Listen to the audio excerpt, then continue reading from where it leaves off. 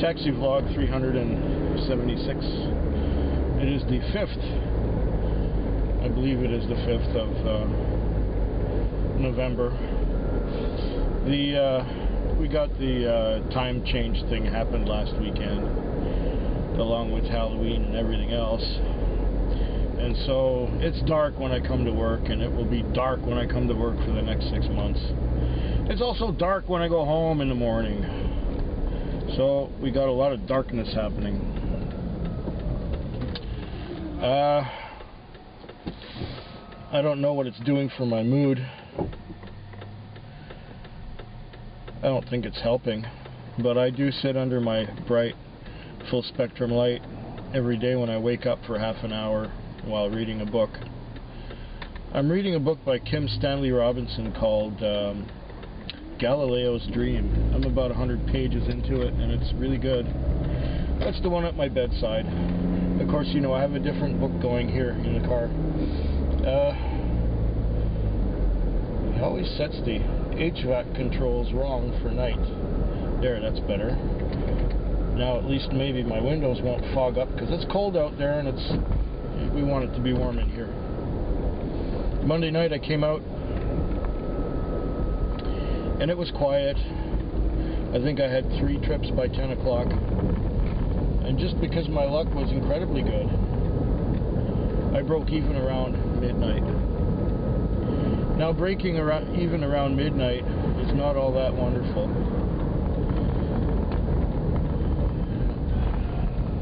But I did. And then, for some reason, a lot of cabs went home, probably because they were bored and discouraged. And I stayed out, and every trip I got after midnight, not that there were that many of them, but there were 3 $20 trips, a couple of $30 trips, and at the end at 5 o'clock I had to run to the airport. It's a $60 trip. And the guys coming back in tonight at 10:15, I'm wishing myself luck.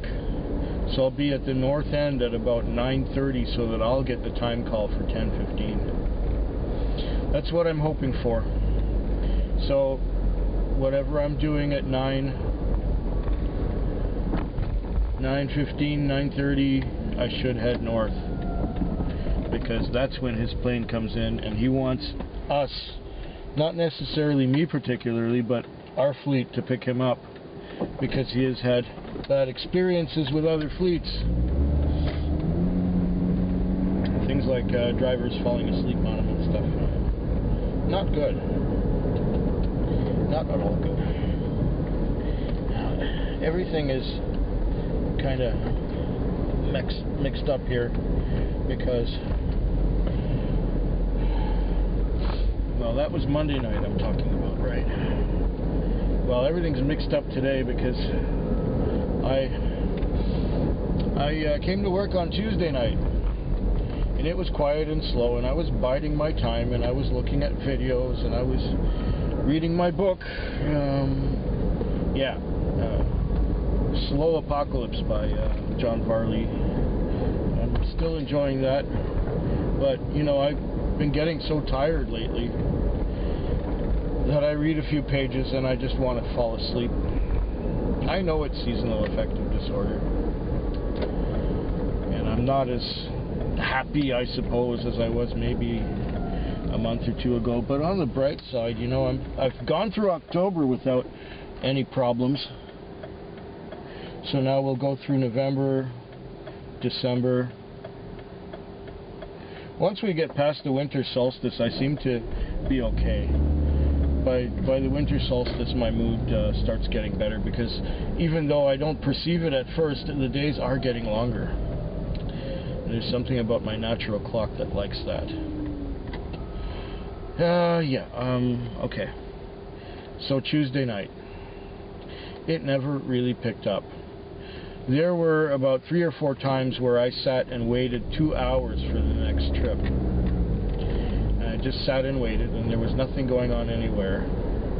Even drivers that I know who are more aggressive than I am, and who always take the best spots to sit at, it didn't do better than I did, or not much better. I took home a grand total of $25 for Tuesday night.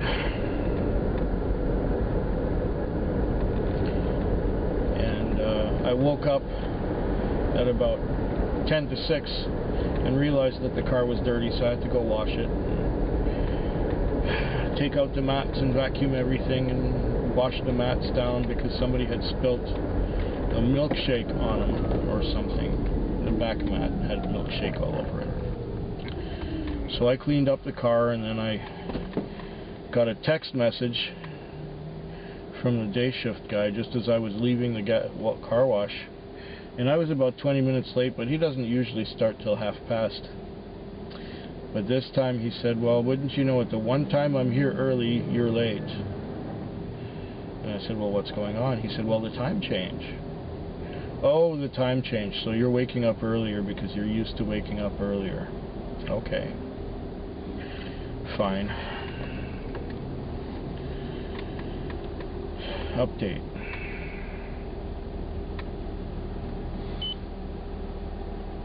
Anyway, then I went to the chiropractor workout room to do my exercises,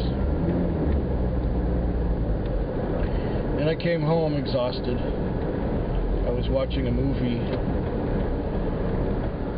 a 1950s musical called South Pacific. Oh, I got a call. Might as well do it, eh? Might as well do it. So I was watching that musical, and then I fell asleep. Actually, it's kept me awake. It's the next day that I fell asleep in the morning. Wednesday, I came out. That was last night, and it was just as quiet and slow as Tuesday. In fact, after the whole night went by, I had made myself $10. There were long waits in between calls. There were many opportunities to fall asleep. I didn't miss any calls. There just were no calls to be had. This thing would have beeped and woken me up if there were calls. And every time I woke up, I was still, you know, in the zone. Yep.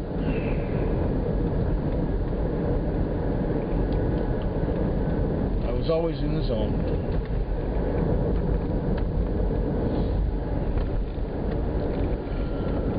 So yeah, there was nothing really much to talk about.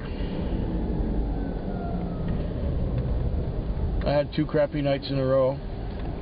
I just had enough money to pay for my taxi to go to the eye doctor to have my macula degeneration checked out. And because I've been really on top of my blood sugar, and I've been keeping my sugars really good, the macular degeneration has cleared up somewhat, and my eyes are in better condition than they were 6 months ago. And the doctor wants to see me in 6 months again to do the whole thing again.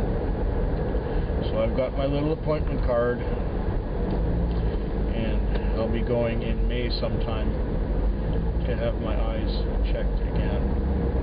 So I just got to keep my sugars down, keep taking my pills, and I should be just alright. So I'm on my way to getting my first call on a Thursday night. I'm wishing myself luck, and I got to remember that after 9 I should head north to try and snag that run from the airport, if indeed he called. It happens sometimes that you make arrangements like this and things don't work out, and you don't get that call, or the guy says he's going to call and then he doesn't. So I'm not really holding my breath, but you know, if tonight is anything like the last 2 nights, I'll take every chance I can get. I'll tell you about tonight, and I'll tell you about tomorrow night, right about here somewhere. Oh my goodness. Is this traffic backed up? Yuck. Talk to you soon. And Thursday night was torture. It took me until 5 o'clock in the morning to get my lease on. And I had my lease on and $5.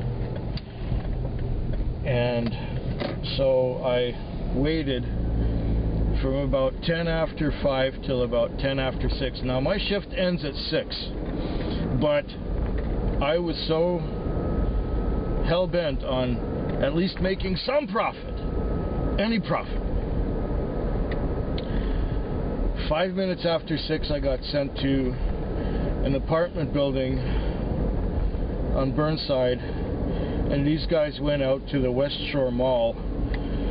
It was a $28 fare. I got $33 for doing it, and basically I ended up making $30 for myself. Well, $28 anyway, after paying lease and fuel. Now, had I not stayed out for that last call, I would have been paying maybe $3 or $4 just to break even, or just to make the fuel even. So I made a small, very modest profit, but I still made a profit. So yeah, this Thursday was a torture, total torture. The whole week has been dead because of Halloween, and then people having to pay their Halloween was on Saturday, so everybody went full out on Saturday, and it was chaos that I'm glad I missed and avoided. And then of course everyone had to pay their rent right away, so they're all broke. And this week really reflected it. I don't believe I've had a Monday, Tuesday, Wednesday, Thursday this bad since, I think the last time I had a week this bad was maybe 5 years ago. For 4 nights of work, I have to show for myself $210. Let's hope the Friday does a little better. Anyway, yeah, I'm quite disappointed with this week. I'm livid. So now it's about 2:45 in the morning. I got more than 200 on, but less than 300. And I was going to call it a short night tonight because, well, usually by 3 the business ends, and it hasn't been a good week. In fact, it's been the worst week in about 5 years. Grand total of my take-home pay is about $300. That is just unacceptable, especially when you put in 60 hours. So, $5 an hour. Well, not quite $5 an hour, because, or it's a little more, because I'm giving up now after